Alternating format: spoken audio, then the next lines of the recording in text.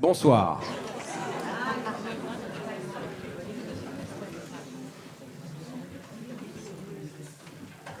Bonsoir à tous et à toutes, ou à toutes et à tous. Eh oui. Eh oui. Vous avez remarqué qu'on a respecté la parité. Moi, je suis modérateur. Je suis la voix off. Donc la parité a été respectée. Donc merci, messieurs, dames, d'être venus si nombreux, si nombreuses à cette table ronde Le Monde, dont je suis ici momentanément et modestement le représentant, Gaëtz Minassian, rédacteur en chef adjoint des hors-séries. Une petite pub pour notre journal avec ce fameux numéro sur la mer, qui est consacré donc à l'édition des Rendez-vous de l'Histoire. Réparer la mer pour sauver l'homme, histoire, géopolitique, environnement. Un numéro particulièrement riche, dense, comme on dit d'habitude, mais c'est surtout aussi un numéro auquel ont participé mes invités. Puisque je suis l'auteur d'un article, là c'est pas une voix off, c'est une signature, un article Baltique Noire Caspienne, l'enjeu des trois mers, qui correspond au sujet de notre invitation et de notre conférence. Et donc je vais présenter, petite parenthèse, vous êtes nombreux parce que c'est le sujet, parce que c'est aussi la qualité de mes invités, et ES et S, mais c'est aussi, surtout, je pense, le signe d'une inquiétude. On ne va pas se voiler la face, on est tous inquiets de ce qui s'est passé, de ce qui est en train de se passer et de ce qui va se passer. Et on y reviendra. Alors je présente tout de suite mes invités. À ma gauche, à l'extrême gauche, mais c'est juste géographique. Et ça tombe bien, c'est un géographe. Michel Fouché, donc géographe, ancien ambassadeur de France en Lettonie, spécialiste des questions stratégiques contemporaine, auteur de plusieurs ouvrages, dont celui pour lequel donc, il a été pris cet après-midi à signer au stand Gallimard, au stand du livre, Ukraine, Russie, la carte mentale du duel, tract Gallimard 2022. Juste à ma gauche, mais là aussi, c'est géographique, j'ai le plaisir de vous présenter donc, Tara Varma, qui est directrice de l'European Council of Foreign Relations à Paris. Elle parlera en français, je vous rassure. Voilà. Et moi, je m'arrête de parler l'anglais. Voilà. Tara Varma. Juste à ma droite, une grande amie, Tatiana Katsueva-Jean, qui est chercheuse à l'Institut français des relations internationales, l'IFRI, directrice du programme Russie NEI, en fait CEI pour faire simple, à l'IFRI, et qui est l'auteur de plusieurs ouvrages et études, dont le dernier ouvrage, La Russie de Poutine en 100 questions, chez Taillandier, en 2020. Et à l'extrême droite, mais là aussi, c'est juste géographique, et ça tombe bien, c'est aussi un géographe, eh bien, j'ai le plaisir de vous présenter Cyril Poirier-Coutancet, qui est donc... directeur de recherche au Centre d'études stratégiques de la Marine, ça tombe bien, et qui est l'auteur, alors là, on ne va pas tous les citer parce qu'il y en a pour 2 heures, mais on va se calmer, Une histoire des empires maritimes, CNRS édition, collection Biblis, 2022. Et d'ailleurs, ceux qui veulent prolonger avec lui le débat, eh bien, vous pourrez le rencontrer demain à midi au stand de CNRS édition, donc au Salon du Livre. Il y sera à midi pour signer son et ses ouvrages. Voilà. J'ai planté le décor au niveau du panel. Je vais planter le décor au niveau du sujet. On sait tous qu'il y a une guerre en Ukraine. Cette guerre en Ukraine est en train de s'enliser, en train de devenir un véritable cancer au cœur de l'Europe. Et elle commence à nous inquiéter de plus en plus au fil du temps, au fil des différentes étapes de ce conflit, qui aujourd'hui est en train de passer plutôt de l'avantage de l'Ukraine avec une contre-offensive victorieuse dans le Donbass et au sud près de Kherson, mais on ne sait pas encore ce que ça va donner puisque la Russie mobilise des troupes Et d'un côté, on a un président russe autocrate qui est dans l'esprit de revanche, qui ne peut pas accepter cette déroute ou cette défaite pour l'instant militaire, j'entends, que militaire. Et de l'autre côté, on a une armée ukrainienne gonflée à bloc, morale d'acier, et ça peut nous préfigurer des semaines et des mois à venir qui vont être particulièrement violents. Une guerre plus que sale, même, j'ai envie de dire. Mais revenons aussi au sujet qui nous préoccupe aujourd'hui. Quand vous regardez la carte, qui est à droite ou à gauche, vous avez 5 mers qui sautent aux yeux. La mer Blanche, tout au nord, la mer Baltique, la mer d'Azov, la mer Noire et la mer Caspienne. On en a pris 3 uniquement pour nous, la mer Baltique, la mer Noire et la mer Caspienne, pour essayer de comprendre si ces mers qui étaient anciennement soviétiques, communistes, sont en train de devenir éventuellement des mers, allez, on ne va pas dire otaniennes, mais sous influence occidentale, ou du moins des mers qui échapperaient à l'influence de la Russie. Si vous prenez par exemple la mer Baltique, regardez la carte, à l'époque de la guerre froide, c'était un lac soviétique. La Finlande était un pays neutre, la Suède aussi. Il n'y avait qu'un bout de l'Allemagne, la RFA, et le Danemark comme verrou. Le reste n'était que des pays communistes. Aujourd'hui, vous avez juste le port de Saint-Pétersbourg comme débouché et l'exclave de Kaliningrad, entre la Pologne et la Lituanie, si vous regardez bien la carte. Donc ça pose des questions. La mer Noire, n'en parlons pas. Que des pays communistes, en dehors de la Turquie, membre de l'OTAN.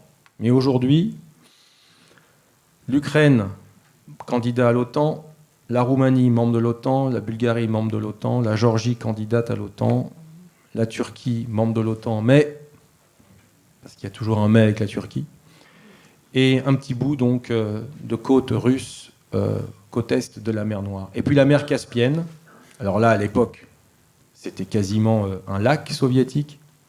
En dehors de l'Iran, tous les autres pays riverains étaient des pays communistes, soviétiques, l'Azerbaïdjan, la Russie, forcément, le Kazakhstan et le Turkménistan. Et aujourd'hui, vous avez 5 pays riverains, la Russie, le Kazakhstan, le Turkménistan et l'Azerbaïdjan. Certains sont des pays alliés de la Russie, d'autres des pays neutres, ou d'autres plutôt proches de l'Occident. On pense notamment à l'Azerbaïdjan, encore que, là aussi. Et puis le dernier État riverain, l'Iran, qui joue sa propre partition autour de ce bassin et dans ce conflit en Ukraine. Voilà, l'Ukraine est entourée de mers qui échapperaient à l'influence russe. Et là, tout de suite, la question que je vais poser à mes invités, et je vais commencer par Tara, puis Michel Fouché, puis Tatiana, et ensuite Cyril. Votre regard sur cette guerre avec ces 3 mers, ou inversement, ces 3 mers sur cette guerre ukrainienne, Tara, en quelques minutes, s'il vous plaît. Merci Gaët. Bonjour à tous. Les 3 mers, elles incarnent bien, chacune à leur manière, cette guerre qui se joue, enfin en tout cas cette guerre que la Russie mène en Ukraine, mène à l'Ukraine. Il y a une guerre conventionnelle, on l'a vu avec les affrontements sur l'île aux serpents, le naufrage du Moskva. Il y a eu risque de guerre nucléaire, on pense beaucoup notamment à l'espace de la mer Baltique, mais vous l'avez dit, en mer Noire, maintenant, il y a aussi un certain nombre de pays, soit membres de l'OTAN, soit aspirants membres à l'OTAN, qui peuvent inquiéter la Russie, qui inquiètent la Russie. Mais il y a aussi ce qu'on appelle l'arsenalisation, c'est-à-dire l'utilisation de moyens non militaires à des fins militaires, dans un grand nombre de domaines qui touchent toutes ces mers. Il y a la dimension énergétique, évidemment, qui nous préoccupe tous en Europe, en particulier avec la mer Caspienne, la dimension alimentaire, avec la mer Noire, la dimension des câbles sous-marins aussi avec la mer Baltique.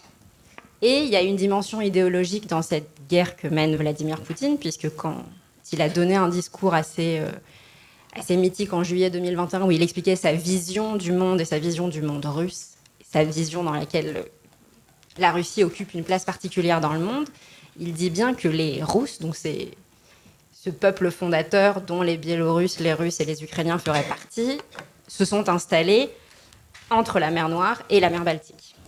Donc cet espace incarne quelque chose de particulier pour lui.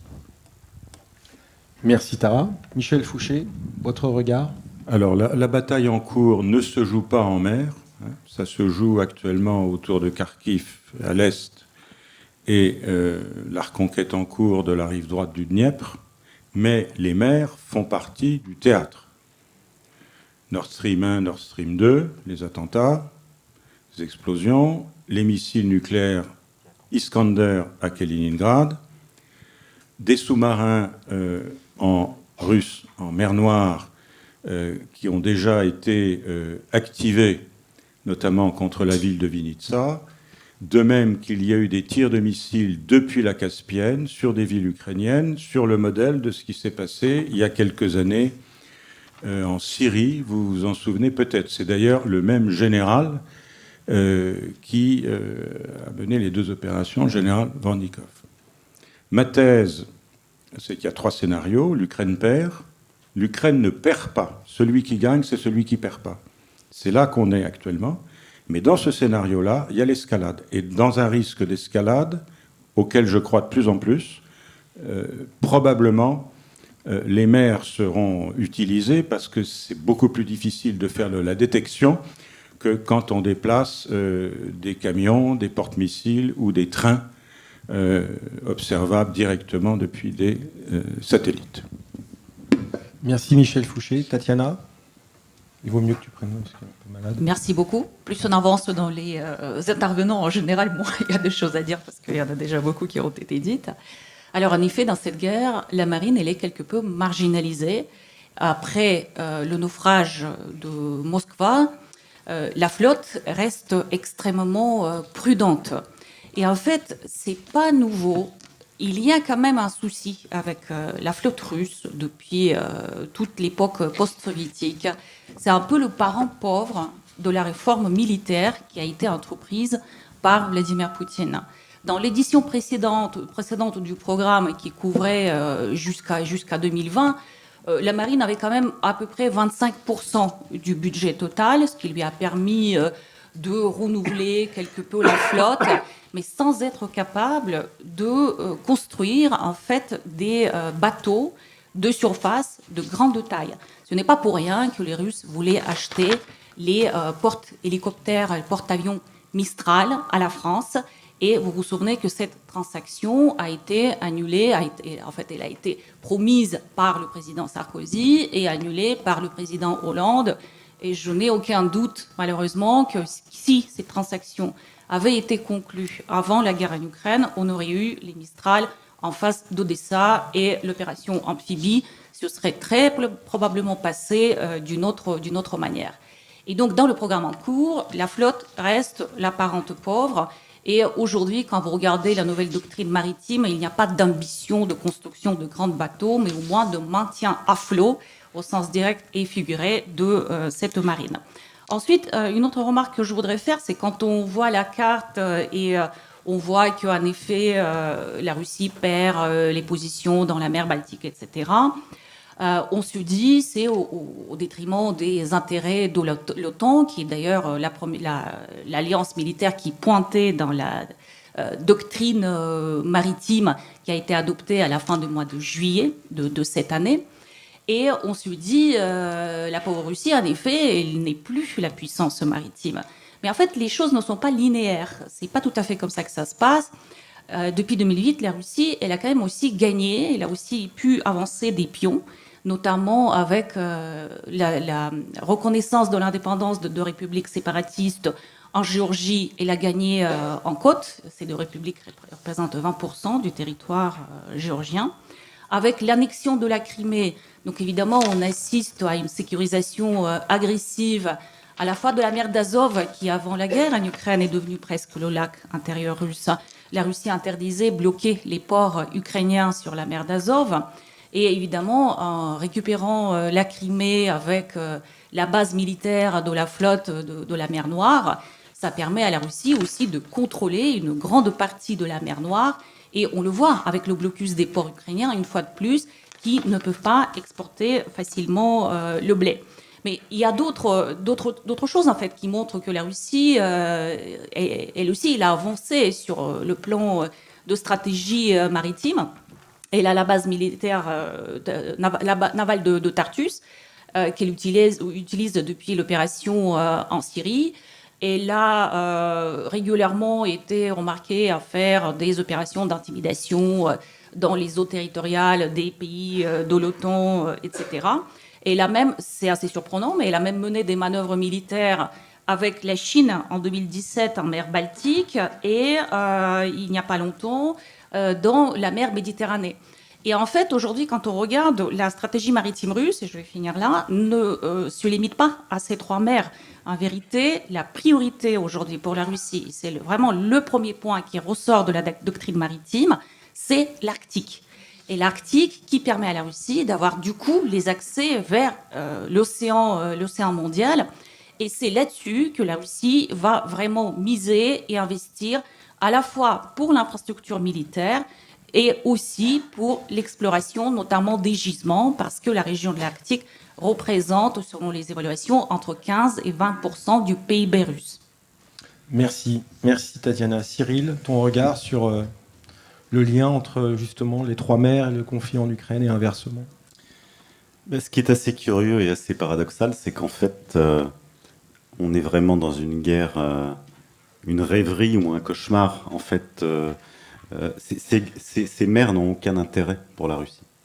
Elles n'ont aucun intérêt. La Russie n'a pas besoin d'avoir accès à des mers parce qu'en fait, elle n'est pas ouverte sur le monde. Son économie n'est pas ouverte sur le monde. La Chine, par exemple, a un besoin vital de connexion à la mer parce qu'il y a exportation, importation.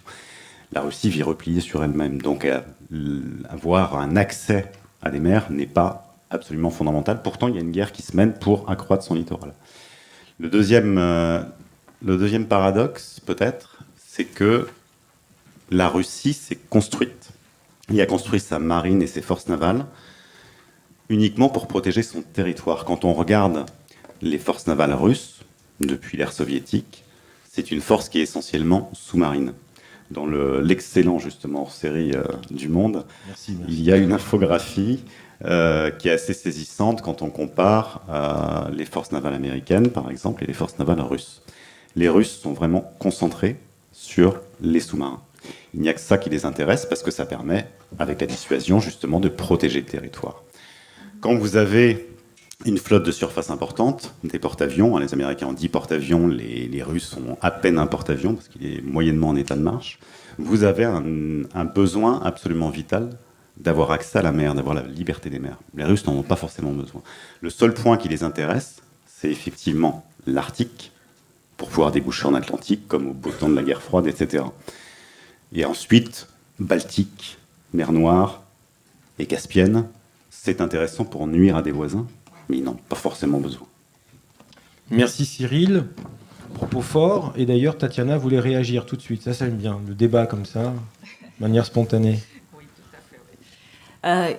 En effet, la Russie, c'est évidemment, avant tout, c'est la puissance continentale. Mais elle a quand même besoin d'accès aux mers. C'est d'une part stratégique, et en effet, c'est contraire pour surtout la puissance américaine, la puissance otanienne. Et dans l'imaginaire russe, il y a cette très vieille philosophie ancrée, la terre contre la mer, la puissance continentale russe contre la puissance qui est incarnée par les États-Unis, la puissance maritime. Et toute l'idée du développement de la voie maritime du Nord, c'est justement la Russie souhaite développer cela pour commercer beaucoup plus, pour que les marchandises passent par cette voie-là. Évidemment, c'est compliqué. Évidemment, il y a des glaces, d'où pourquoi il faut développer la flotte à propulsion nucléaire des brise-glaces. Elle essaie de le faire, il en manque, certes. Et quand vous comparez par le Sèvres-Morpouth, par cette voie maritime du Nord, il y a, je crois, 1,5 million de tonnes qui transitent par an, alors que par le canal de Suez, c'est quasiment 1 milliard. Et dès que, d'ailleurs, la Russie, elle pousse ses pions. Est-ce que vous vous souvenez qu'il y avait un bateau qui barrait le passage dans le canal de Suez pendant plusieurs jours? Eh bien, la Russie a tout de suite en a profité pour lancer des messages politiques en disant, voilà, ça ne risque pas d'arriver si on développe cette voie arctique. Et en fait, la Russie est bien embêtée aussi aujourd'hui parce que il y a quand même des voies de contournement de la Russie qui se mettent en place, et notamment par la voie caspienne, avec les sanctions, etc. Les autres puissances comme le Kazakhstan et l'Azerbaïdjan signent des traités avec la Chine pour que la marchandise que la Chine doit faire transiter vers l'Europe ne passe plus par la Russie. Il y a trop de risques, mais passe justement par la mer Caspienne. Donc là-dessus, en dépit du traité qui a été signé en 2018, il y a beaucoup plus de conflictualité qu'auparavant. Donc, certes, des limitations, des contraintes objectives, néanmoins, la volonté est là et il y a certaines choses qui ont été faites dans ce sens. Je crois que Cyril voulait répondre. Non, parce que la volonté est là, mais ce qui est amusant, effectivement, sur cette voie arctique, c'est là encore du domaine du rêve et de l'imaginaire, puisque les armateurs mondiaux ne trouvent aucun intérêt à cette voie arctique. Un porte-conteneur, un armateur de porte-conteneur, par exemple, ce qui l'intéresse, c'est pas de passer d'un point A à un point B. Ce qui l'intéresse, et c'est là qu'est sa rentabilité, c'est quand il prend du chargement à Shanghai, qu'il va décharger des conteneurs en Indonésie, en recharger d'autres, etc. C'est là qu'il a sa rentabilité.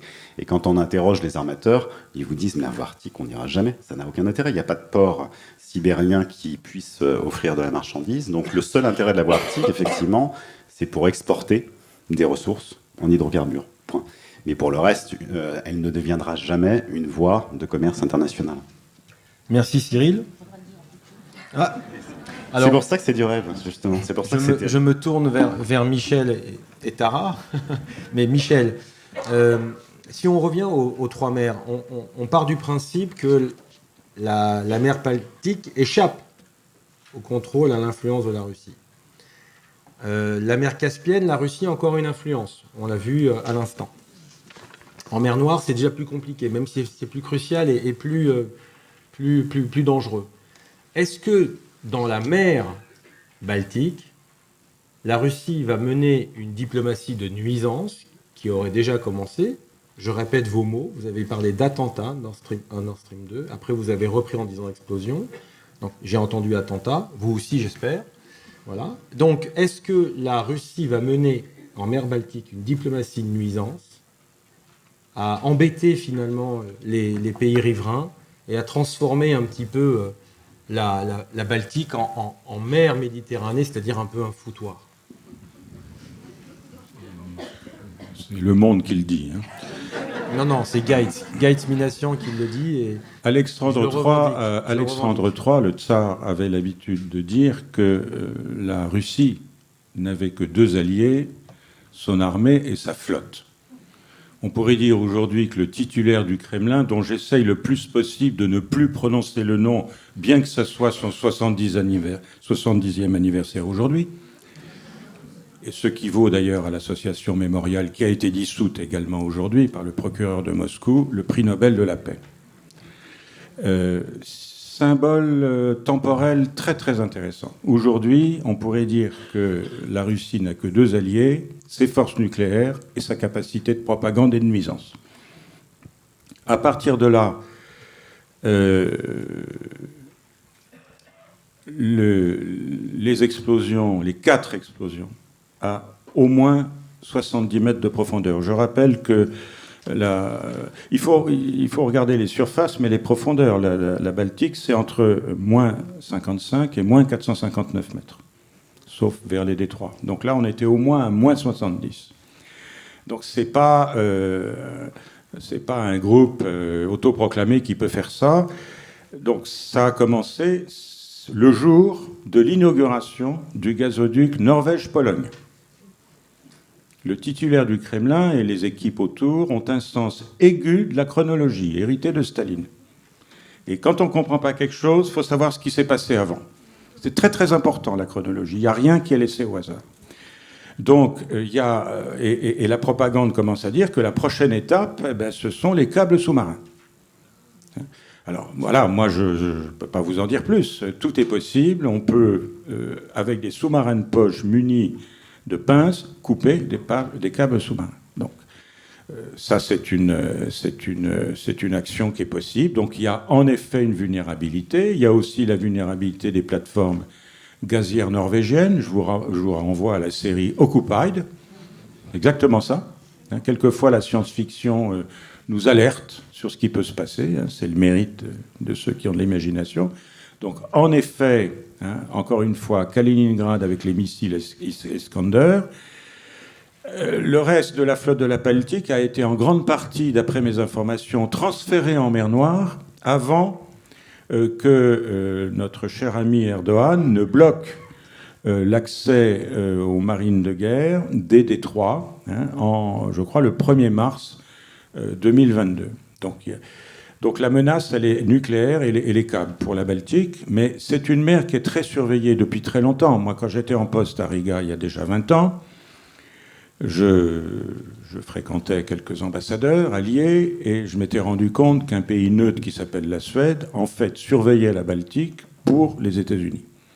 Donc c'est une mer qu'on connaît bien et qu'on surveille beaucoup plus intéressante que, évidemment, une mer fermée comme la Caspienne. Merci Michel Fouché. Donc je rappelle juste, petite parenthèse, que quand j'ai dit foutoir, c'était par rapport aux rivalités entre les flottes, notamment turques, grecques, la zone grise qui est en Libye, le contentieux entre l'Algérie et le Maroc, et puis les rivalités des grandes puissances. Voilà, je ferme la parenthèse. Ma chère Tara, vous travaillez beaucoup donc sur l'OTAN, et on a dans cette mer Noire à la fois une rivalité entre la Russie et l'OTAN, et en même temps une complicité indirecte entre la Russie et la Turquie, qui est membre de l'OTAN.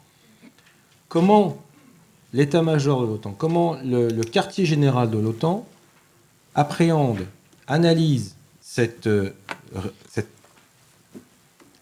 attelage baroque, finalement, entre la Russie, qui est l'ennemi, et la Turquie, qui est membre de l'Alliance? Comment on fait dans ces conditions, notamment en mer Noire? Alors, peut-être partons sur la Baltique d'abord, parce que ça a quand même été l'objet de beaucoup de discussions récemment, puisque je pense que vous le savez tous, la Suède et la Finlande ont fait des demandes, ont déposé leur demande formelle d'adhésion à l'OTAN cet été. C'était quand même un changement majeur qui s'est opéré en l'espace de 4 mois depuis le début de la guerre en Ukraine. Les opinions publiques dans ces deux pays étaient, avant le 24 février 2022, largement défavorables à l'adhésion à cette organisation. Donc là, on voit un autre effet de la guerre. Ça a été très difficile de convaincre la Turquie d'accepter. Il y a eu beaucoup de négociations. D'ailleurs, la Turquie s'est au départ, formellement, officiellement, opposée à l'idée que la Suède et la Finlande puissent entrer dans l'OTAN. L'argument utilisé par Erdogan était qu'il y avait en Suède des, je cite, terroristes du PKK, donc du parti kurde, et donc il ne pouvait pas accepter qu'un pays membre de l'Union européenne, qui abriterait des terroristes, selon lui, je répète, puisse entrer dans une alliance militaire dont il fait partie. À force de négociations, parce qu'il y avait quand même une dimension symbolique assez importante à l'adhésion de ces deux pays, qui étaient déjà membres de l'Union européenne, mais avec ces deux pays qui entrent dans l'OTAN, on est à 23 pays membres de l'OTAN qui sont aussi membres de l'Union européenne. Donc, on avance aussi en matière de défense européenne là-dessus. Dans la mer Noire, c'est encore une autre situation, puisque la relation entre la Russie et la Turquie, c'est une relation assez complexe, et d'un théâtre d'opération à un autre, elles sont soit alliées, soit adversaires, soit effectivement il y a des négociations. Dans la mer Noire, je dirais que c'est plus compliqué.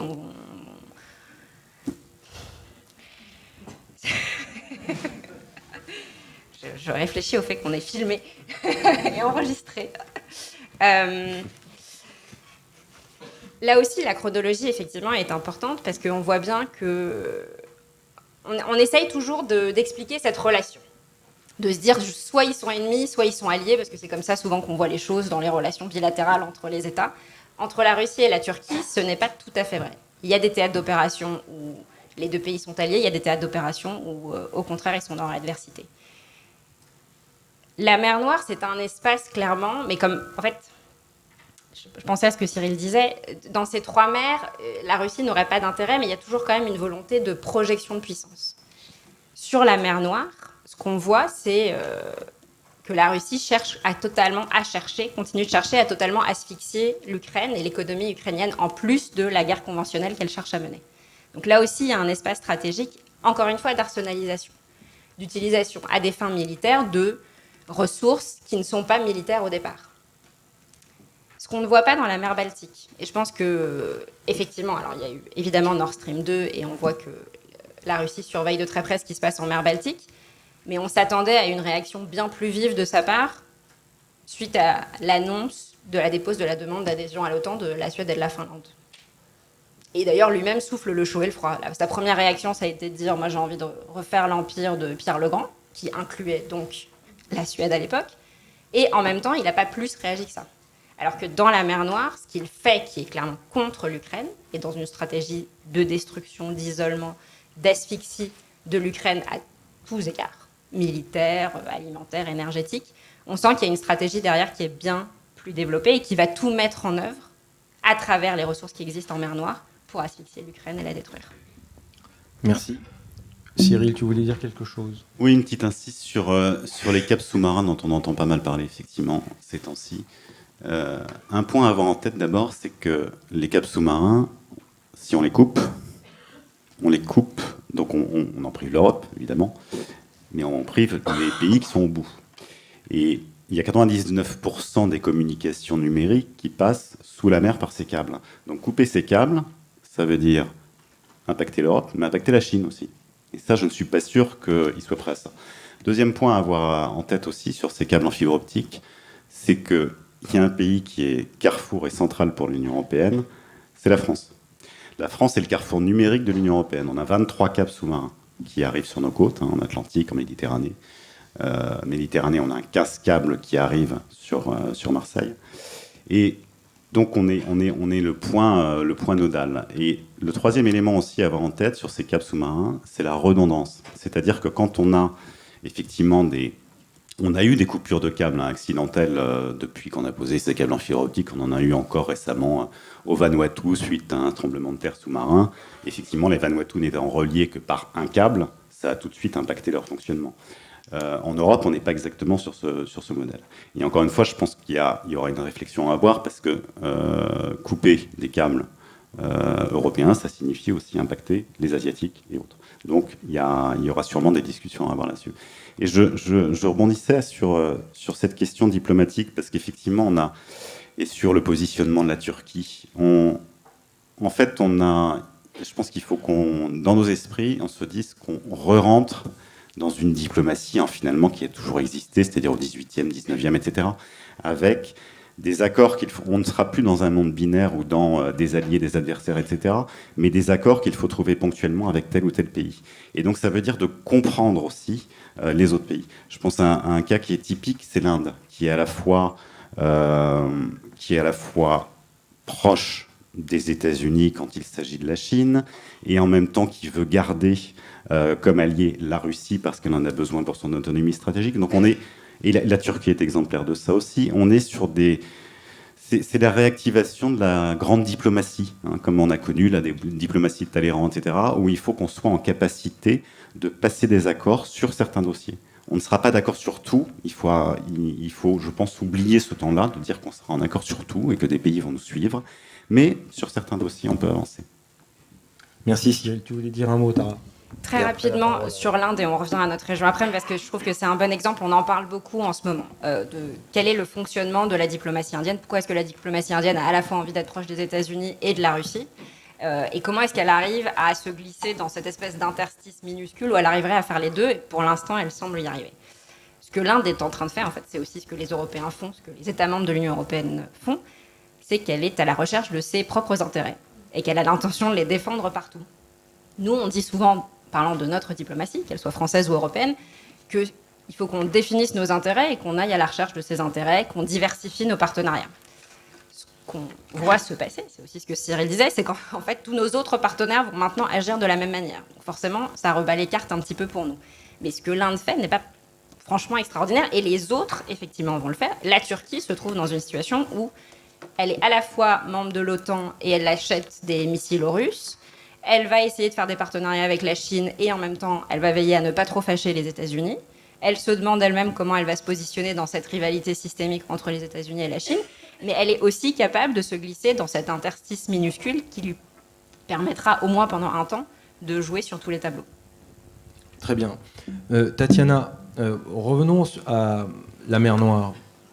Est-ce que Odessa reste encore une des cibles prioritaires de l'armée russe, considérant que si Odessa tombe, l'Ukraine devient un État enclavé Et il y a une continuité géographique qui irait de la Russie à la Moldavie, où il y a, encore une fois, n'oublions pas, en Transnistrie, un contingent russe qui est prêt à tout pour essayer de faciliter les intérêts de la Russie, par définition.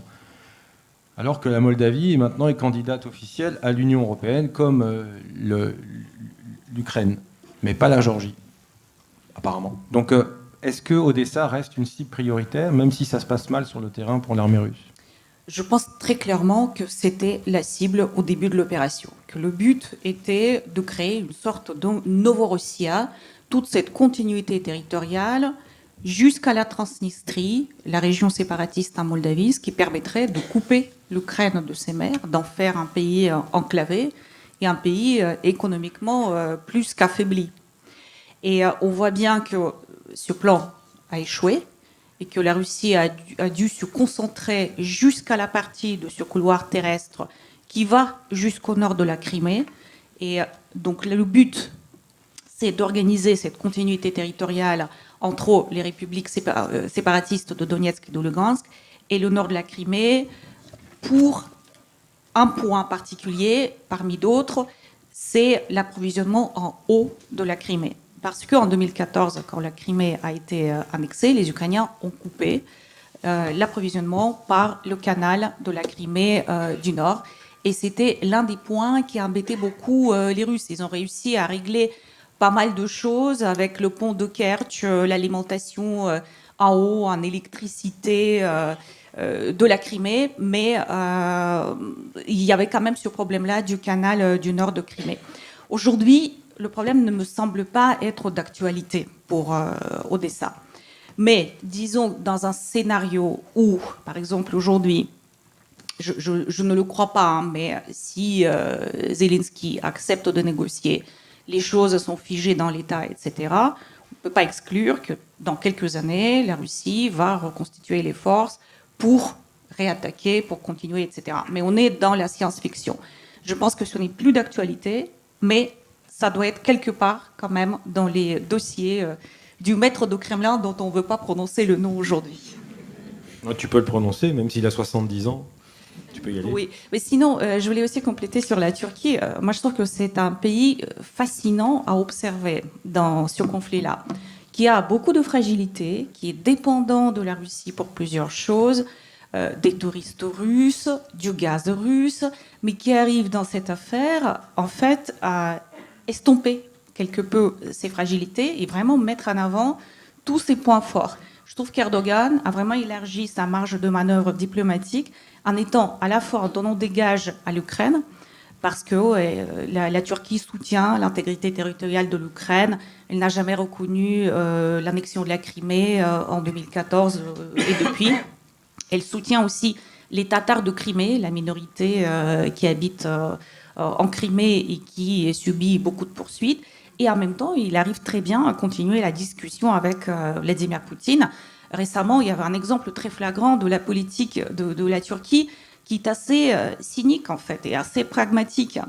La Turquie accepte les cartes de paiement MIR. C'est un gros sujet après la coupure du système SWIFT, le système de transfert financier. La Russie a son propre système, mais qui n'est pas accepté partout dans le monde.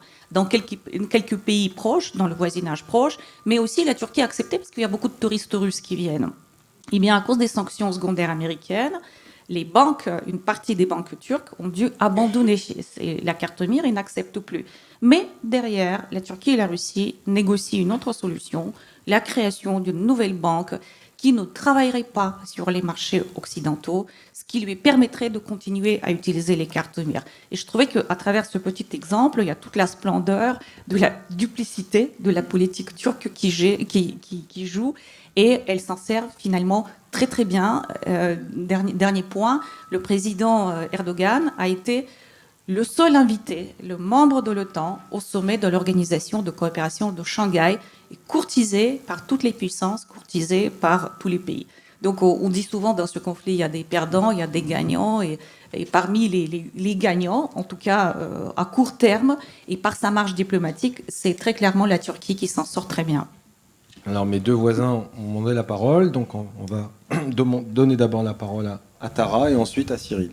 Très rapidement, juste pour faire un suivi sur ce que Tatiana vient de dire, il y a aussi un élément intéressant dans la relation entre Poutine et Erdogan là-dessus, parce que donc effectivement Erdogan a voulu se positionner à un moment donné comme le diplomate qui allait trouver, faire des concessions à l'Ukraine et à la Russie, trouver un terrain de négociation.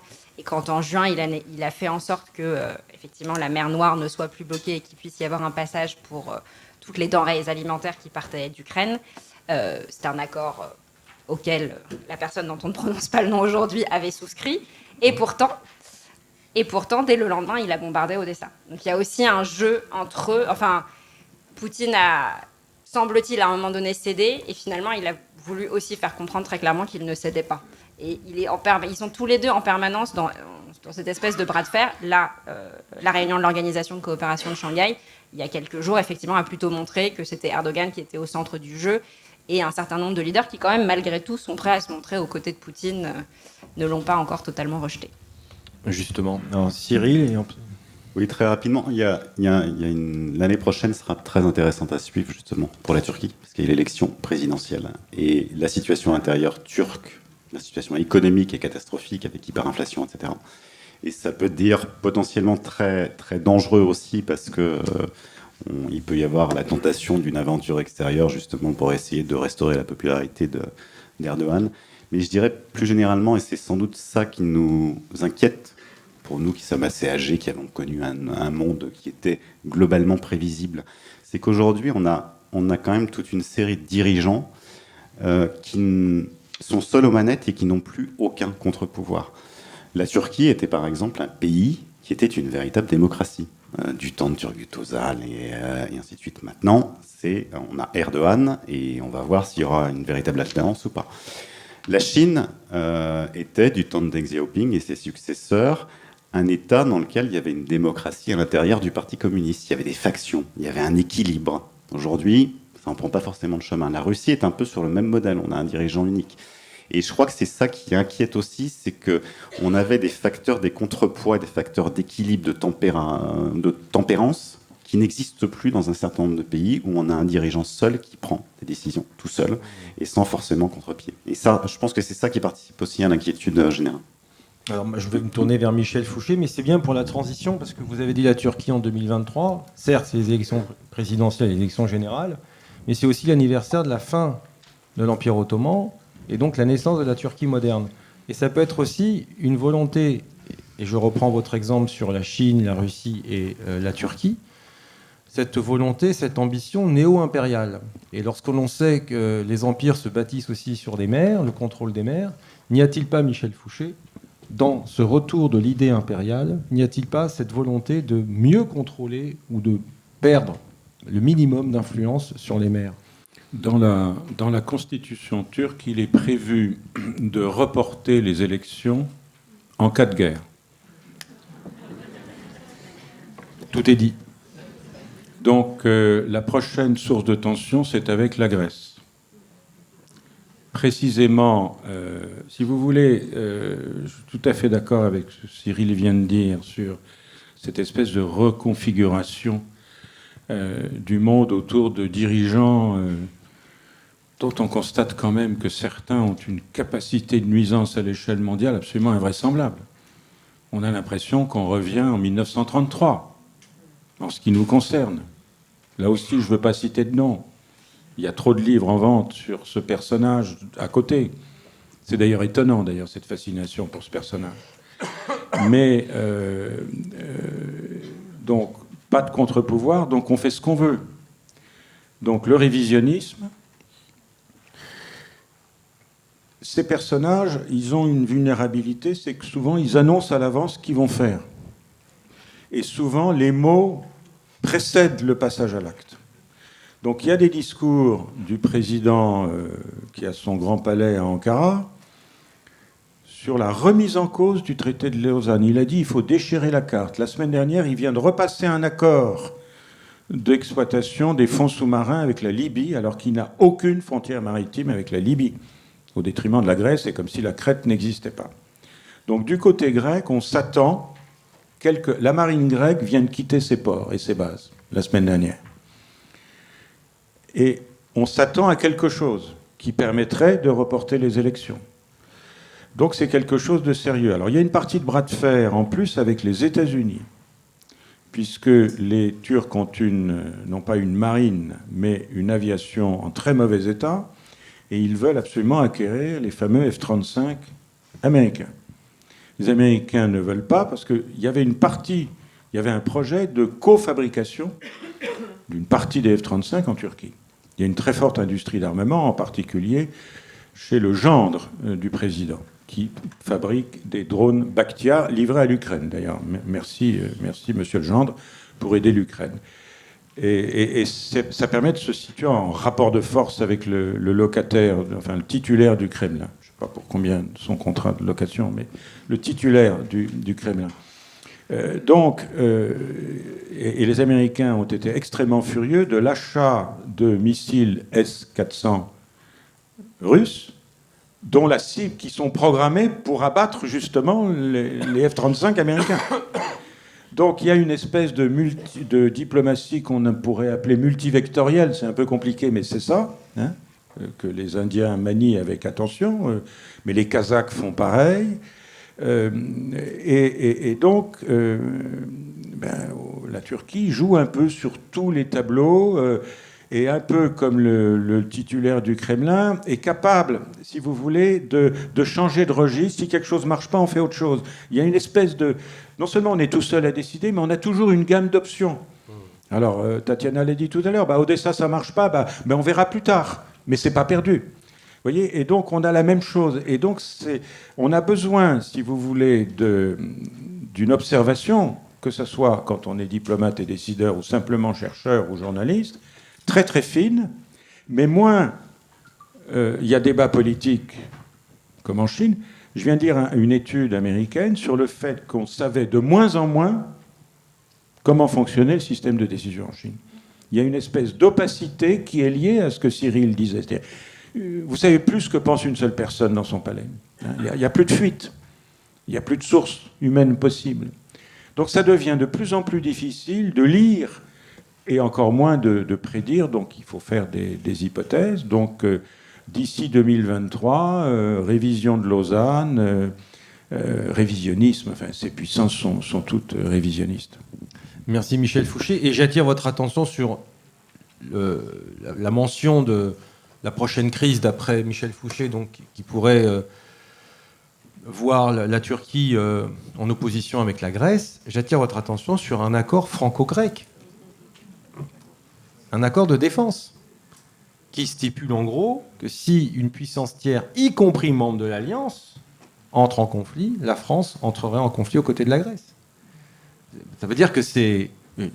Attention, je ne suis pas là à vous dire que la guerre arrive, hein. Attention, elle est déjà là. Mais que notre mobilisation, je ne dis pas, je ne suis pas dans le catastrophisme, mais ce que je veux dire, c'est qu'il faut se rendre compte de l'ironie de cet accord. On parle de 3 pays membres de la même alliance, la France, la Grèce, la Turquie. Et hier, à la réunion de Prague, pour répondre à Tatiana, le président français Emmanuel Macron a demandé à la Turquie d'arrêter sa duplicité et de cesser cette politique de contournement des sanctions à l'égard de la Russie. Donc on en est effectivement dans cette illisibilité, pour rejoindre ce que dit Michel Fouché et Cyril, l'illisibilité de la politique de certains régimes qui vont de plus en plus vers l'Empire. Mais alors justement, si on parle d'Empire, on parle aussi de la Chine. Qu'est-ce que la Chine peut faire? Parce qu'on s'attend à ce que les mois qui viennent soient terriblement violents. Est-ce qu'on peut imaginer la Chine intervenir dans ce conflit pour calmer la Russie? Je dis bien calmer la Russie ou lâcher la Russie, puisque si ça ne donne pas de résultat. Est-ce qu'on peut imaginer que ce conflit sera contenu sur le territoire ukrainien sans débordement? Et s'il y a débordement, ce sera sûrement sur la mer pour éviter que le territoire russe soit touché. Donc, quelles sont vos prévisions, sans tomber dans la discussion de comptoir ou de marc de café, mais comment vous voyez les mois qui viennent par rapport justement au contrôle de ces encore une fois, de ces 3 mers? Tara. Alors, la première question qui se pose peut-être sur l'étendue du conflit, c'est à quel point est-ce que la dissuasion nucléaire prodiguée par l'OTAN est efficace? théorie, les pays baltes et la Pologne en particulier comptent sur cette protection, mais indiquent qu'ils pensent aujourd'hui qu'elle n'est pas suffisante. Ils disent depuis des années que la Russie est une menace existentielle pour eux. Un certain nombre de partenaires de l'Union européenne, notamment le pays dans lequel nous vivons tous, avaient souvent tendance à dire que c'était exagéré, que la Russie n'avait, je cite, aucun intérêt à envahir l'Ukraine, à envahir ces pays. L'Ukraine n'est membre ni de l'Union européenne ni de l'OTAN pour l'instant. Donc c'est une situation différente. Pour les pays baltes, la question se pose vraiment. Est-ce que, les États-Unis en particulier, est-ce que l'Alliance réagit si ils sont attaqués? La clause de solidarité, elle n'est pas automatique. Il faut que les pays se mettent d'accord pour l'activer. Est-ce que la Turquie serait d'accord pour activer l'article 5 en cas d'attaque par la Russie d'un pays balte ou de la Pologne ou d'un autre? Je ne suis pas en mesure aujourd'hui de vous dire que la réponse est oui. Tu soulèves des questions tout à fait légitimes, mais comment le quartier général de l'OTAN gère cet élève turbulent qu'est la Turquie, alors que la Turquie, le régime turc, est particulièrement bien implanté dans les institutions de l'OTAN. C'est-à-dire qu'on ne peut rien faire sans la Turquie. C'est ça, je pense que tu as tout dit. On ne peut rien faire sans la Turquie. On a trop besoin de la Turquie. Donc c'est et à donc nous. Poutine le sait, il le bloque. Oui, et puis en fait, c'est surtout, on est dans une situation où c'est à nous, dans l'ensemble, d'accommoder Erdogan. Et donc on fait beaucoup de choses. Alors, l'idée, c'est quand même de l'embarquer. Et à la fin, il est embarqué. Jusqu'à maintenant, il ne s'est jamais opposé aussi formellement. Il n'a jamais lâché l'OTAN pour l'instant, parce qu'il en a aussi besoin. Mais je pense qu'on a un peu plus besoin de lui, et donc on est prêt à des accommodements assez importants. Sur la question de est-ce que la Chine peut soutenir la Russie militairement, notamment. Il y a eu des rumeurs en avril, au printemps, que la Chine pourrait appuyer, fournir un appui, fournir de l'aide militaire à la Russie, et ça a provoqué une réaction très vive du Conseil à la sécurité nationale américain, Jake Sullivan, qui a fait une déclaration là aussi assez tonitruante en disant qu'évidemment, si la Chine apportait cette aide à la Russie, le conflit prendrait une autre mesure. La Chine ne l'a pas fait. Je ne sais pas si elle avait prévu de le faire. Quand on parle avec des experts chinois aujourd'hui, beaucoup d'entre eux continuent de dire que si la guerre a eu lieu, c'est quand même de la faute de l'OTAN et de l'élargissement de l'OTAN et de cet élargissement continu depuis 30 ans. Mais ils disent aussi qu'ils ont du mal à comprendre comment c'est possible que Poutine n'ait pas gagné la guerre. C'est-à-dire pourquoi est-ce qu'il est rentré dans cette guerre? Vraisemblablement, il n'avait pas tous les éléments quand il y a été, puisque tout le monde était persuadé, et je dois dire les Américains aussi dans leur analyse, qu'en 3 jours, Kiev allait tomber. Et les Chinois sont encore, quand on a des discussions avec eux, nous disent on ne comprend pas ce qu'il a fait, on ne comprend pas pourquoi ça n'a pas marché, son plan. Comment est-ce que ça se fait qu'il n'avait pas les bonnes informations, que les choses ne lui remontaient pas? Ils en tirent beaucoup de conclusions d'ailleurs pour eux-mêmes, et notamment pour la situation à Taïwan là-dessus. Donc ça, c'est intéressant pour eux. Aujourd'hui, on n'a pas l'impression qu'ils vont appuyer militairement la Russie. Mais ce qui est sûr, c'est que s'ils peuvent contribuer à créer des divisions au sein de l'Union européenne, faire en sorte que la Russie ne perde pas la guerre, et que tout cela joue dans cette rivalité systémique qu'ils ont avec les États-Unis, ils le feront. Mais ils vont ni abandonner, ni pleinement appuyer la Russie. Tatiana, et ensuite Cyril, et puis Michel Fouché. C'est pour aller exactement dans le même sens, en fait. À mon avis, la Chine n'est pas du tout confortable avec cette guerre qui se déroule. Elle n'a aucun intérêt à ce que cette guerre dure, parce que ça déstabilise aussi directement son économie, parce qu'elle a du mal avec les marchés européens qui sont déstabilisés, les prix qui augmentent, etc. Et en sachant que l'économie chinoise ne va pas fort en ce moment, cela crée des risques dans la durée. Et en même temps, elle n'a pas du tout intérêt à ce que la Russie s'écroule complètement. Elle rejoint la Russie dans son discours sur le monde multipolaire, le monde polycentrique, sur le rejet de la domination occidentale et notamment américaine. Donc, elle soutient politiquement. En pratique, et la Russie compte beaucoup sur le soutien de la Chine pour le contournement des sanctions, mais en pratique, ce soutien, il est extrêmement limité. Certes, le volume commercial bilatéral entre la Russie et la Chine a augmenté, surtout parce que la Russie vend beaucoup d'hydrocarbures, de pétrole et de gaz, et à des prix cassés, parfois à 30% de remise. En même temps, le volume d'investissement en Russie depuis le début d'année, non seulement il stagne, mais il se réduit. c'est pas du tout les bonnes conditions pour aller investir et les Chinois ne se précipitent pas du tout pour récupérer les actifs des entreprises occidentales. Et c'est même ces entreprises, en fait, les entreprises chinoises sont des entreprises globales. Elles ont très peur des sanctions secondaires américaines. Et souvent, la chinoise, sans le crier fort, à la différence des compagnies occidentales qui annoncent quand ils partent, les Chinois se retirent ou ils transfèrent leur production ou leurs équipes, ce qui est le cas de Huawei par exemple, dans les pays de l'Asie centrale, mais sans crier gare. Donc les Russes le découvrent parfois un certain temps plus tard. Donc pour moi, cette politique ambiguë, elle va continuer. Militairement, je vois très mal comment la Chine va prendre le risque d'aider la Russie. D'ailleurs, la preuve, la Russie va chercher des munitions auprès de la Corée du Nord et les drones auprès de l'Iran. La seule chose que la Chine a faite en matière militaire, elle a livré au début du conflit des rations militaires pour les soldats russes. Et en même temps, elle a aussi envoyé de l'aide humanitaire à l'Ukraine. D'ailleurs, je crois qu'elle était 10 fois moindre par rapport à ce que Taïwan a pu récolter et envoyer à l'Ukraine. Et donc, ce sont les valeurs qui ne sont pas comparables. Et pour moi, la Chine, elle va continuer ce type de politique tout en insistant à ce que le conflit se termine le plus vite possible. Et d'ailleurs, je pense que c'est l'un des messages que le président chinois a dû passer à Vladimir Poutine en même temps que Narendra Modi, le leader indien.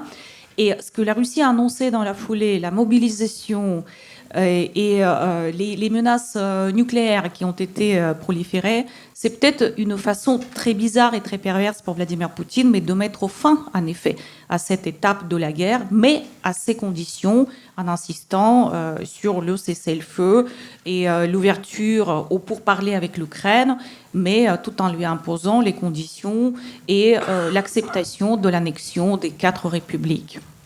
Merci. Alors, avant de passer la parole à Cyril et à Michel Fouché, donc juste vous dire qu'il nous restera à peu près 25 minutes. C'est un laps de temps suffisamment important pour vous laisser la parole.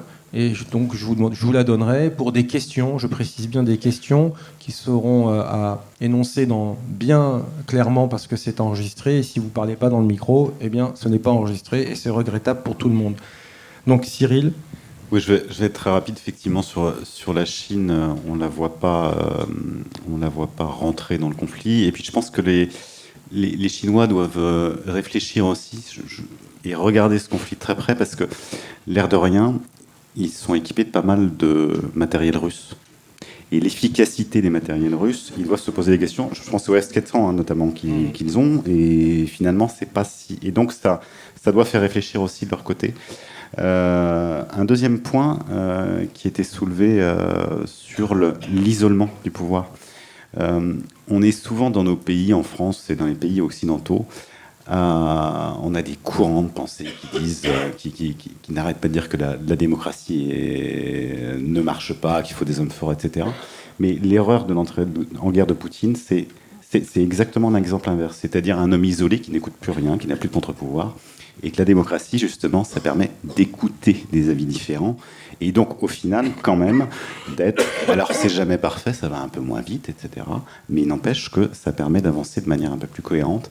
Et donc, je pense qu'il faut qu'on croie aussi en nos systèmes qui sont imparfaits, évidemment, qu'ils le feront toujours parce que c'est la démocratie. Et dernier point aussi, je trouve, quand on regarde l'ensemble des pays du monde, l'ensemble des populations mondiales, elles aspirent à quoi ? Elles aspirent pas à aller vivre en Chine, en Russie ou en Iran.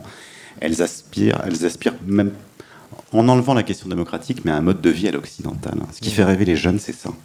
Mais c'est pas des pays comme la Russie, etc. Et je pense que ça, c'est un truc quelque chose dont il faut qu'on ait conscience aussi. On doute de nos modèles, on doute de nos pays, mais il n'empêche qu'on a un mode de vie qui est pas si mal. Mais vous avez raison de préciser, sauf que malheureusement, la démocratie, c'est pas une garantie de victoire militaire. Ça aussi, faut le dire. Michel Fouché. Quelle est la question ? C'est la même que j'ai posée à tout le monde sur les prévisions, sur le rôle de la Chine. Je vais ajouter une note de bas de page, parce que je suis d'accord avec tout, et j'aime bien ce que Cyril dit quand même. Hein. Il y a un axe. Oui, non, mais il faut qu'on arrête tout le temps de se plaindre de nos systèmes. Voilà. Et c'est d'ailleurs un des problèmes de ce régime russe, c'est la perte d'attractivité. Le fait que c'est plus un modèle,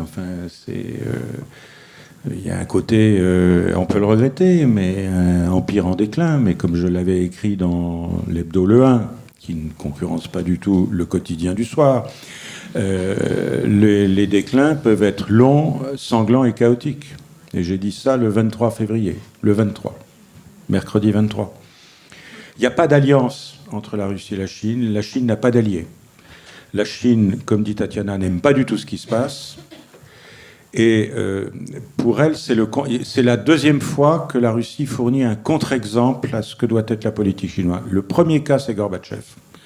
J'ai appris qu'il y avait un petit film sur la période Gorbatchev qui circule dans toutes les cellules du Parti communiste chinois, 96 millions de membres, sur exactement ce qu'il ne faut pas faire. Alors simplement, on est dans le contexte du 20e congrès, donc il y a eu débat en Chine. Il y a eu débat. Alors il y a un homme fort, mais il y a quand même beaucoup de débats en Chine, notamment entre idéologues et technocrates. D'ailleurs, ça sera très intéressant d'observer la composition du comité central, du bureau politique et les 6 empereurs autour de Xi.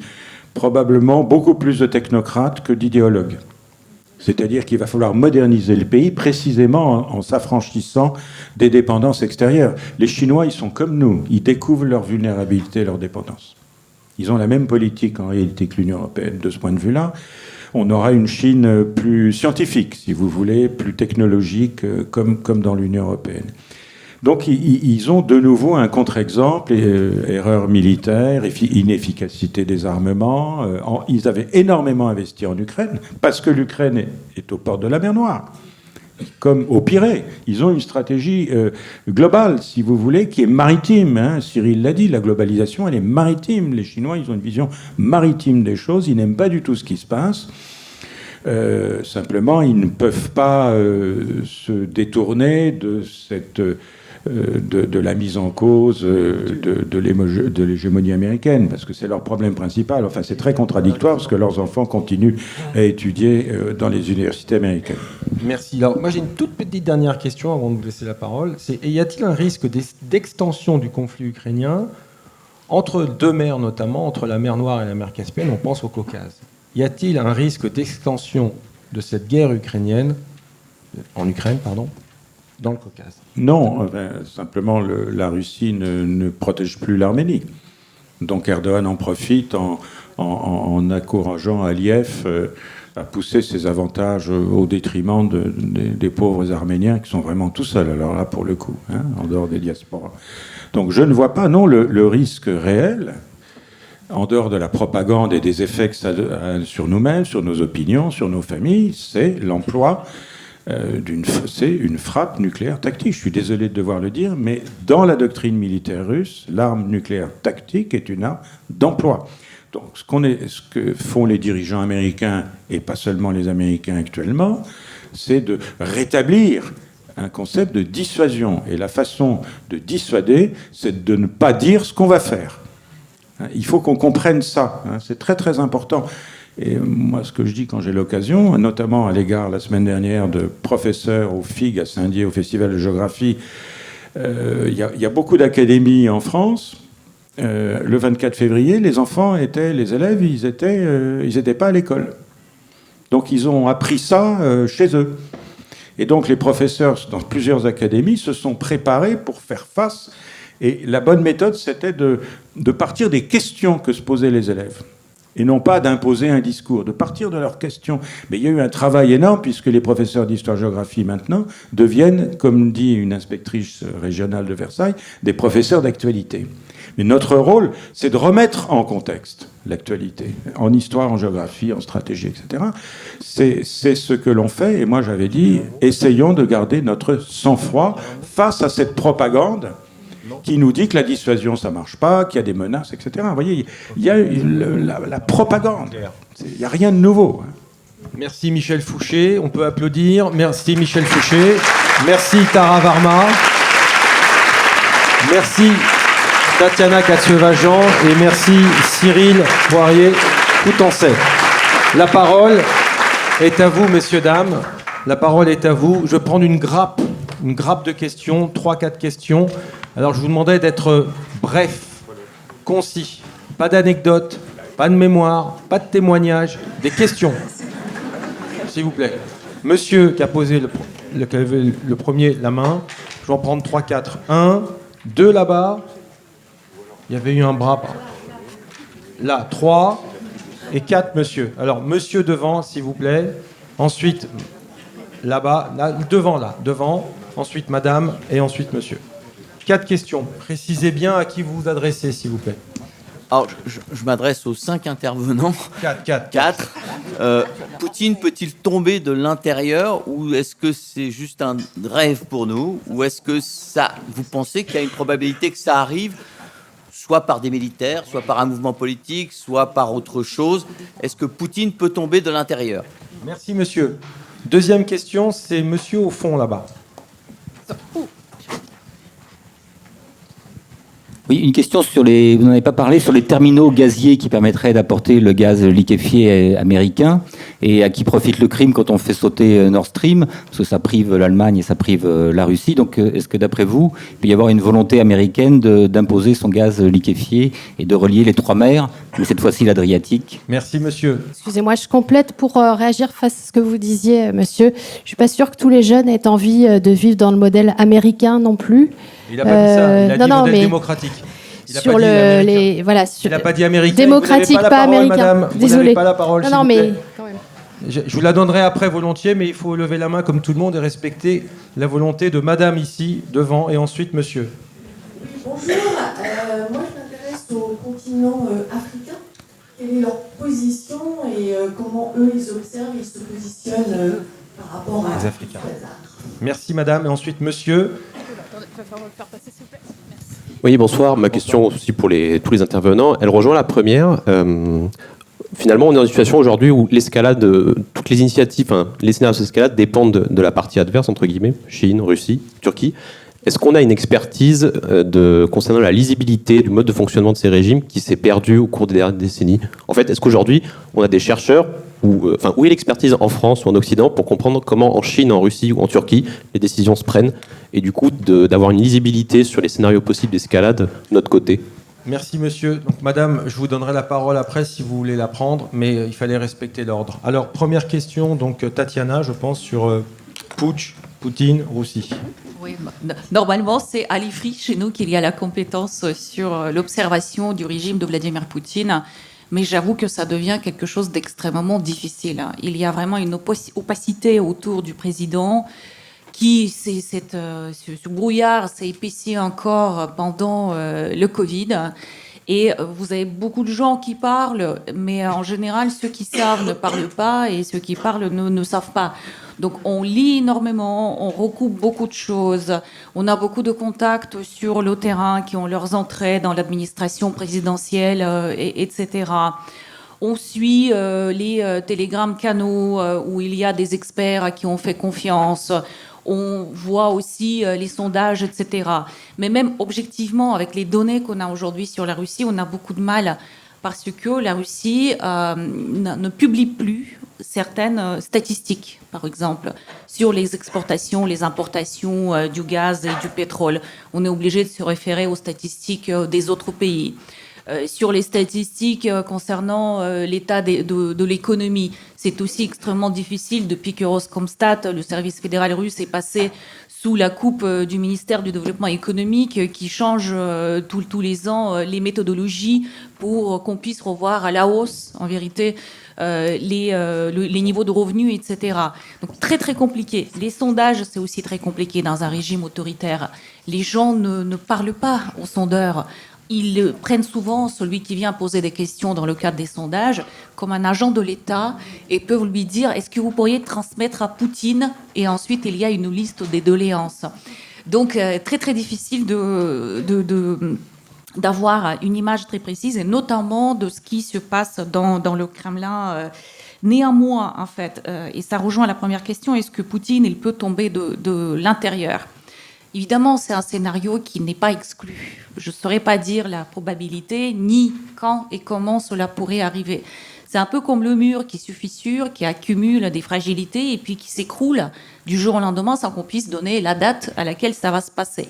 Mais aujourd'hui, ce qui est en train de se passer, l'entourage de Poutine, c'est le produit quand même de sélection de 22 ans au pouvoir. Ce sont les gens qui ont à peu près le même âge. Les élites russes sont extrêmement stables, qui partagent la vision du monde de Vladimir Poutine, avec probablement quelques nuances, etc.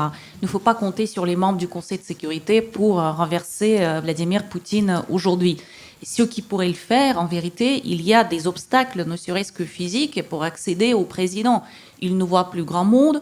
Quand il les voit, c'est souvent par écran interposé. Il continue un peu le mode de fonctionnement de Covid. Les gens, pour avoir l'accès physique, passent par plusieurs contrôles, etc. Il a un service fédéral de protection de 50 000 personnes extrêmement bien payées, extrêmement bien équipées, vraiment défavorisées dans le paysage russe. Il ne faut pas compter sur les oligarques qui... C'est plus du tout la même chose que c'était à l'époque de Boris Yeltsin. Ils n'ont pas la même influence politique et souvent, ils n'ont même pas l'accès direct à Vladimir Poutine. Et dernier groupe auquel on pourrait penser, c'est un renversement de Poutine par la rue. C'est aussi un scénario auquel je ne crois pas. On voit que même avec l'annonce de la mobilisation, il y a eu très peu finalement de protestations. En revanche, il y a beaucoup de gens, et ça, si on parle de l'extension du conflit, d'ailleurs, c'est pas directement militaire, mais le nombre de migrants russes aujourd'hui, et notamment dans les pays de la CEI, c'est aussi un facteur de conflit qui leur pose problème de gestion dans l'immédiat, mais aussi à plus long terme. Combien de temps ils vont rester? Comment les intégrer dans le système économique? Comment ça va se passer avec les locaux, mais aussi avec les russophones qui existent dans ces pays? Ce sont des questions extrêmement lourdes. Merci Gaël de me couper parce que je suis capable de partir pour 1h30 là, sur ce sujet. Je n'osais pas trop parce que bon, il y a encore 3 personnes qui veulent répondre et en plus il y aura sûrement d'autres questions. Une réponse plutôt rapide, Michel. Oui, alors... ça peut être pire après. C'est-à-dire, votre réponse sera pire? Non, ça peut être pire après le départ. Oui. Par contre, je parle sous le contrôle de Tatiana, les changements de régime ou les inflexions en Russie ont souvent été liés à une défaite militaire extérieure. Exactement. Réforme de Nicolas II sur le servage après la défaite en Crimée. Première révolution russe après la défaite navale à Tsushima.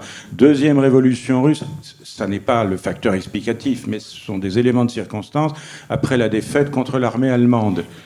Et Afghanistan, Gorbatchev. Le contre-exemple, c'est Staline après la grande victoire de 1945, renforcement du régime au moins jusqu'en 1953.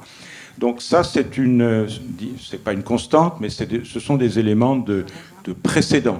Donc il y a bien un lien entre la situation militaire et la situation politique interne. Et il y a quand même un mécontentement, même le centre Levada, les dirigeants actuels, Volkov et autres, considèrent que les gens disent à peu près ce qu'ils pensent, même s'ils considèrent que le voisin est pro-Poutine. Et puis le voisin, il dit la même chose du premier. Mais il y a quand même des éléments qui montrent qu'il y a un mécontentement diffus. Moi, j'ai rencontré la semaine dernière un géographe qui travaille au Kazakhstan. Plus de 100 000 entrées au Kazakhstan. Il y a maintenant des gens qui prennent le bateau pour aller en Alaska. Il faut qu'ils se dépêchent avant la banquise. Mais vous voyez, c'est quand même incroyable tout ça. Mais il n'y a pas de gouvernement en exil. D'accord. Merci Michel. On va passer à la question sur les terminaux gaziers. Cyril avait quelque chose à dire, je crois. Non, mais sur les terminaux gaziers, oui. Une chose à avoir en tête, c'est que le GNL, l'avantage, c'est que vous pouvez en acheter à qui vous voulez. Donc vous n'êtes pas obligé d'en acheter aux États-Unis. Vous allez pouvoir acheter du gaz en Algérie, vous allez pouvoir acheter du gaz au Qatar, où vous voulez dans le monde entier. C'est la différence avec les gazoducs, justement, où vous êtes lié à votre fournisseur. Donc, un terminal de dire que tiens, ça va permettre d'acheter du gaz américain, c'est si les Européens le veulent bien, mais ils se fourniront où ils voudront et dans le monde entier. Et un autre élément sur ce que disait le marin, monsieur à la droite, sur est-ce qu'on a des informations, etc. Mais il y a une chose que je retire quand même de ce conflit, c'est on peut avoir des informations, mais est-ce qu'on a envie d'y croire aussi ? Et, et je pense que nous, Européens, par exemple, on n'avait vraiment pas envie de croire à une guerre. Et on a beau, en fait, quand on est dirigeant, journaliste, chercheur, etc., on a beau avoir des éléments sous les yeux, il y a aussi une part d'irrationnel là-dedans. C'est-à-dire qu'il y a des motifs objectifs, mais on va être formaté pour dire, bon, on les écarte. Et je crois qu'une des leçons à tirer de ce conflit, c'est ça. C'est aussi savoir prendre les faits et les éléments pour ce qu'ils sont. Merci Cyril. Tara va répondre à la question à madame sur l'Afrique. Oui, très rapidement. Alors, l'Afrique, c'est 54 pays déjà. Donc, quand on les met tous ensemble, généralement, ça ne leur plaît pas trop. Au début de la guerre, justement, ils avaient plutôt tendance à nous dire que c'est une guerre européenne. Nous, on l'a vécu comme une remise en cause du système international immédiatement, du multilatéralisme. En fait, ce que beaucoup de pays africains nous renvoyaient, c'était le fait que pour eux, c'était une guerre régionale. Et que ça ne remettait pas en cause les choses, en fait, à leur niveau. Nous, ça a été une déflagration stratégique pour nous, ça l'est encore, et je pense que ça va continuer de l'être, notamment dans la manière dont l'Union européenne devient un acteur stratégique. Pour eux, ça restait une guerre un petit peu éloignée. Là où on a réussi à obtenir un peu plus de soutien, je dirais, de leur part, c'est quand on part des principes. Quand on fait valoir le fait que la Russie a violé l'intégrité territoriale et la souveraineté de l'Ukraine, ça leur parle parce qu'ils savent qu'effectivement ces principes-là devront être respectés. Là aussi où c'est important, c'est qu'évidemment l'Ukraine était un fournisseur assez colossal de blé un peu partout dans le monde. Il y a un grand nombre de pays d'Afrique, notamment en Afrique subsaharienne, qui n'ont des réserves alimentaires qu'à hauteur de 10 jours. Ça a un impact direct sur eux, cette guerre. Donc là-dessus aussi, on essaye de les avoir. Mais par contre, quand on leur dit, en gros, c'est nous contre la Russie, et donc il faut forcément que vous nous choisissiez nous, cet argument-là, non seulement il ne marche pas du tout, mais je dirais même qu'il est contre-productif. Merci beaucoup, Tara. Donc, une deuxième grappe de questions. Là, 2 questions. Attendez, j'arrive, vous inquiétez pas. Non, pas du tout. Regardez, je suis au centre. Regardez, monsieur, je suis au centre. Je regarde, j'ai pas mes lunettes, c'est tout. Alors, on va commencer par là-bas, il a levé la main.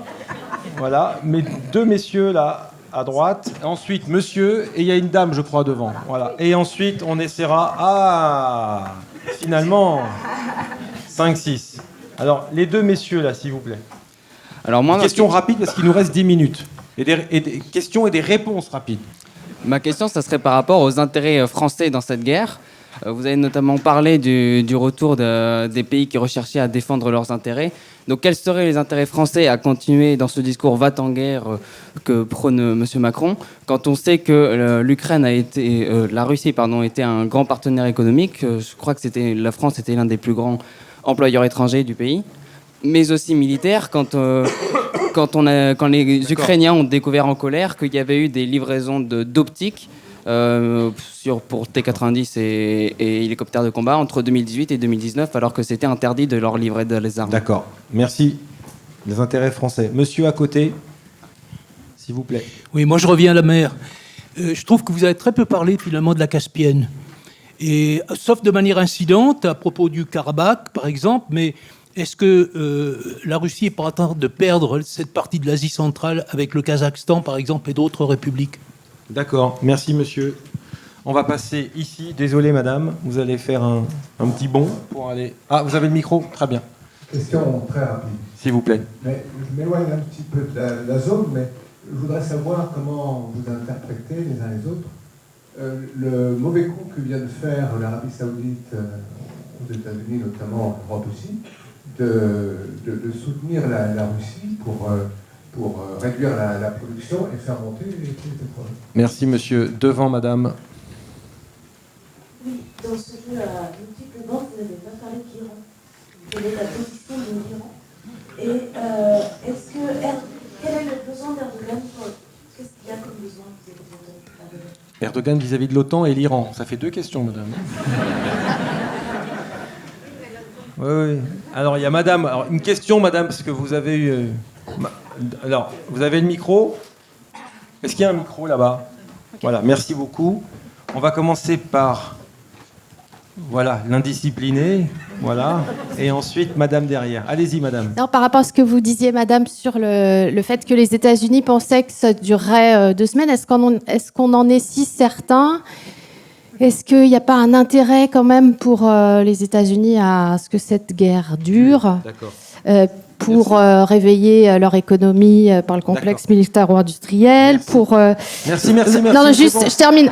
C'est bon. Vendre plus de gaz de schiste à l'Europe et faire oublier les immenses fragilités de la société américaine qui a perdu 3 ans en espérance de vie, etc. quand même. Merci. On a compris. Madame, au fond, très bien. Alors, qui veut répondre sur les intérêts français ?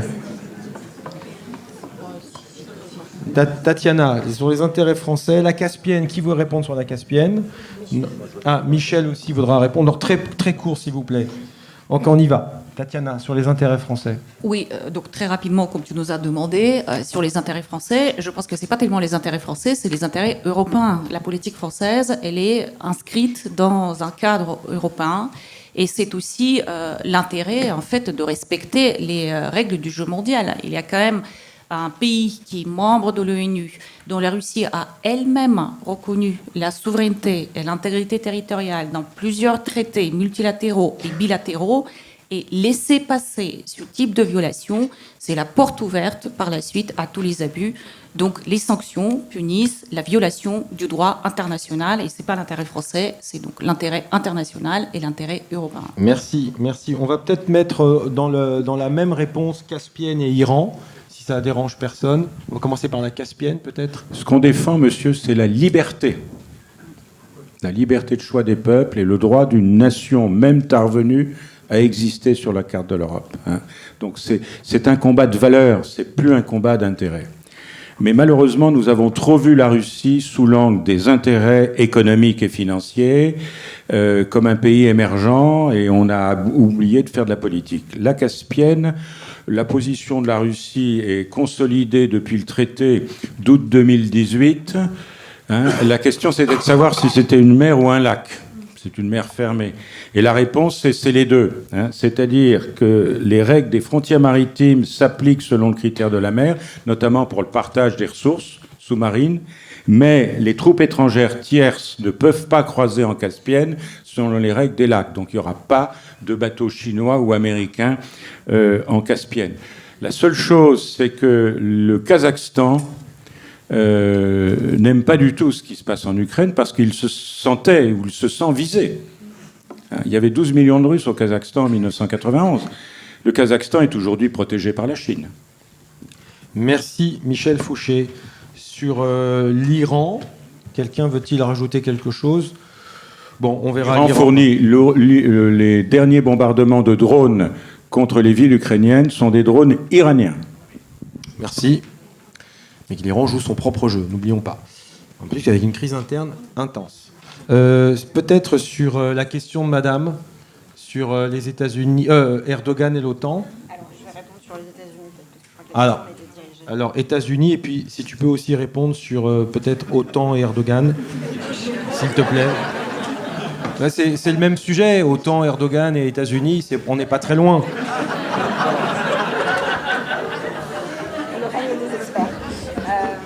On est dans le même espace, roi Atlantique. Vous savez ce que disait Villepin quand on lui parlait de l'OTAN ? OTAN, suspends ton vol. Est-ce qu'on peut considérer que Michel a répondu du coup ou pas ? Non. Alors, sur les États-Unis, je vais essayer de faire très vite. La campagne qu'ils ont conduite depuis l'automne 2021, c'est une campagne qu'on n'avait jamais vue, c'est-à-dire que les États-Unis ont déclassifié des informations classifiées dans les journaux en disant on voit des avancées militaires russes. Et c'était au point où, en fait, le gouvernement ukrainien lui-même était exaspéré par ces révélations américaines. Il disait non, nous, on n'interprète pas les choses de cette manière. Donc, les Américains ont mis... Ils se sont comportés un peu comme des lanceurs d'alerte. Voilà, exactement. Tout en disant, nous, on ne s'impliquera pas. On voit que c'est en train d'avancer, on vous donne des informations à un très haut niveau, et en fait, on a compris assez vite que les informations que les Américains avaient étaient des informations humaines, c'était du renseignement humain, il y avait du signals intelligence, donc des renseignements qu'ils voyaient à travers les satellites, mais il y avait aussi des gens dans l'entourage très proche de Poutine qui leur disaient « cette guerre arrive ».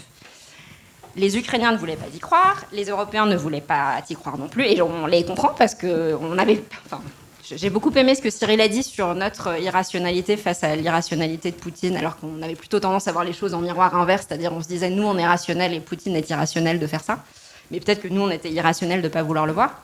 Donc les États-Unis ont fait ce qui n'avait jamais été fait jusque-là, c'est-à-dire qu'ils ont dit cette opération est en train de se faire, de se construire.